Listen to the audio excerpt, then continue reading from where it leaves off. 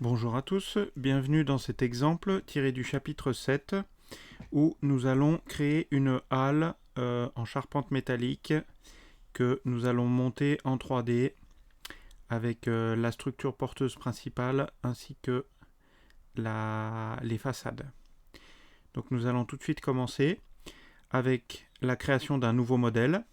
Nous allons choisir la structure en portique X, Y, Z. Et je vais faire cette démonstration avec l'environnement de post-traitement V16 et antérieur. Nous allons sélectionner le matériau acier et nous allons prendre S235, le plus courant. Dans les fonctionnalités, nous allons simplement aller dans Charge pour vérifier que nous avons bien 10 comme accélération de pesanteur pour simplifier la vérification des calculs de poids propre. Et dans les combinaisons, nous allons modifier ici la configuration de la norme et nous allons intervenir ici sur la valeur de l'altitude. Cette valeur d'altitude va nous modifier les coefficients associés au facteur de charge concomitant de la neige.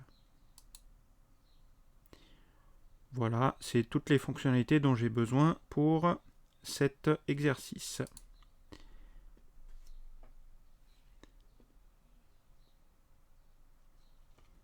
Nous voici donc dans un nouveau modèle et nous allons commencer tout de suite l'introduction du premier portique. Pour ceux qui le souhaitent, nous allons pouvoir introduire une grille en 3 dimensions avec un écartement de 2,5 mètres dans la direction X, répété 8 fois. Nous allons prendre un écartement de 6,5 mètres en Y, répété 6 fois. Ceci constitue le plan de notre halle, le plan horizontal. Ensuite, en direction verticale, Z, nous allons prendre 8 mètres et 2 mètres qui va représenter la hauteur de notre treillis.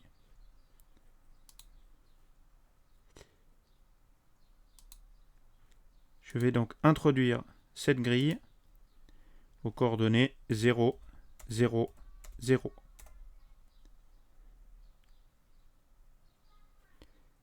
Et je valide par Escape.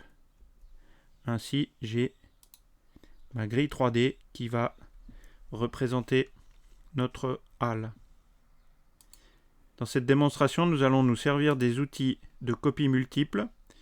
Personnellement, je ne vais donc pas me servir de cette trame, mais vous pouvez de votre côté l'utiliser ou vous en servir comme vérification. Pour introduire le portique, nous allons nous servir de blocs catalogue, c'est-à-dire des parties de structure paramétrées qui sont déjà proposées. Mais avant cela, nous allons aller ici dans Sections afin de choisir les 4 premières sections dont nous allons avoir besoin pour l'introduction de cet élément issu d'un bloc catalogue. Pour la membrure supérieure, je vais choisir un HA 280. Donc je suis ici dans la bibliothèque des profilés, je choisis les sections en H, HA et 280. En cliquant ici, j'ajoute cet élément dans le projet. Je ne vais rien modifier dans les paramètres prédéfinis de cette section. Pour la membrure inférieure, je vais utiliser la même section. Par contre, je vais l'introduire 2 fois. Comme ça, je pourrai séparer mes vérifications pour la membrure supérieure et pour la membrure inférieure. Pour les diagonales, nous allons utiliser des sections composées de 2 profilés. Nous allons choisir ici une section composée de 2 profilés en L. Lorsque j'ajoute cet élément ici, je peux ici influencer sur le type de cornière dont il s'agit. je vais aller choisir ici un L de 100 par 10. Le L de 100 par 10.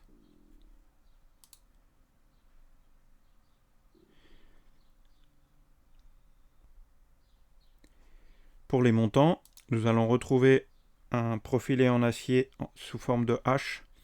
Je vais cette fois choisir un HA 160 que je vais également ajouter au projet sans modifier les propriétés de la section. Et enfin, je vais d'ores et déjà rajouter le profilé pour les poteaux qui va être un HB 300.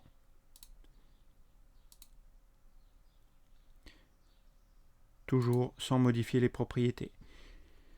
Nous avons maintenant dans notre projet 5 sections que nous retrouvons ici et que nous pouvons à tout moment modifier. Ici, par exemple, je vais aller modifier l'écartement qu'il y a entre les deux profilés et je vais indiquer une distance de 16 mm qui va me permettre d'avoir une plaque plus confortable.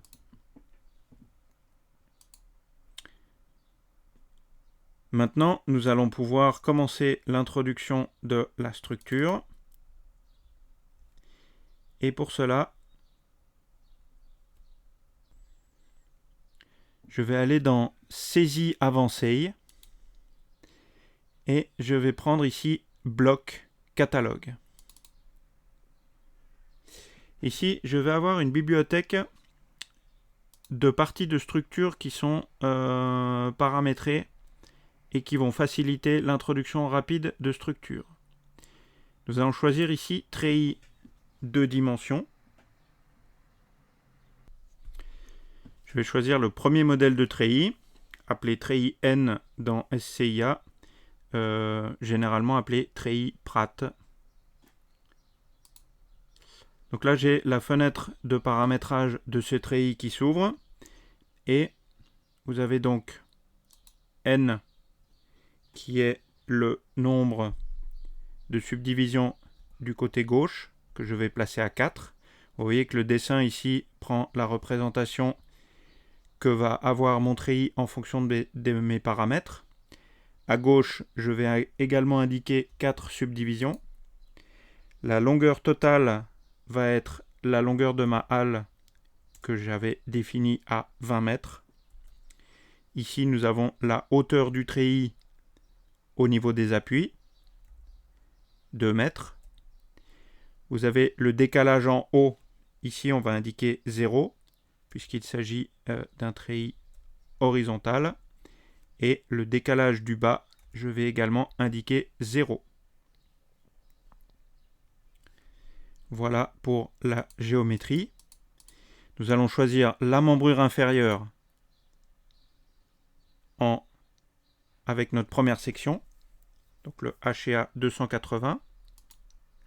Pour la membrure supérieure, également HA 280, je vais par contre choisir la deuxième section. Pour les diagonales, je vais prendre mes doubles cornières. Et pour les montants, je vais prendre mes HA 160. Je peux maintenant valider.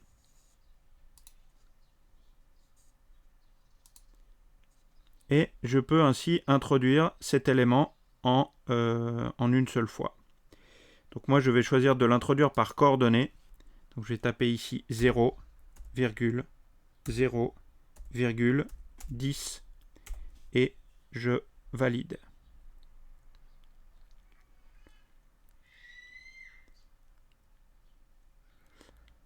Voilà, donc je vérifie que j'ai bien ma coordonnée de ce nœud ici, à 10 mètres de haut. Donc si je reprends ma trame, je suis bien conforme à ce que je souhaitais obtenir. Maintenant, nous allons modifier légèrement cet élément en sélectionnant les deux montants d'extrémité.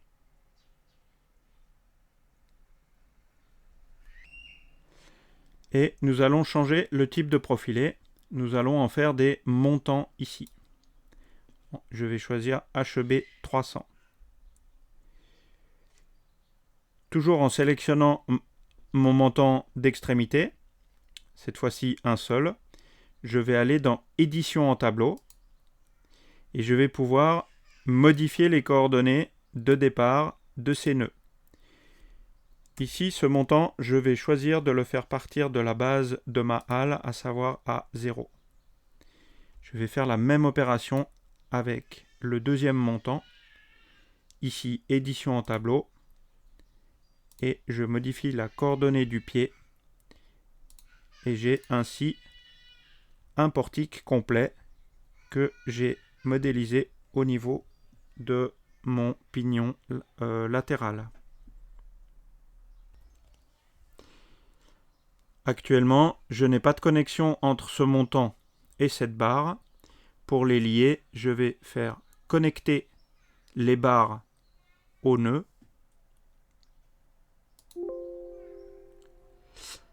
Actuellement, nous allons procéder avec toutes les entités. Et le logiciel m'indique qu'il a créé 2 nœuds qui se matérialisent par un petit symbole ici et qui indique que cette barre est bien connectée à celle-ci. Il ne me reste plus qu'à rajouter les appuis au pied, données du modèle, appui, nodal, et je vais choisir de rotuler les pieds.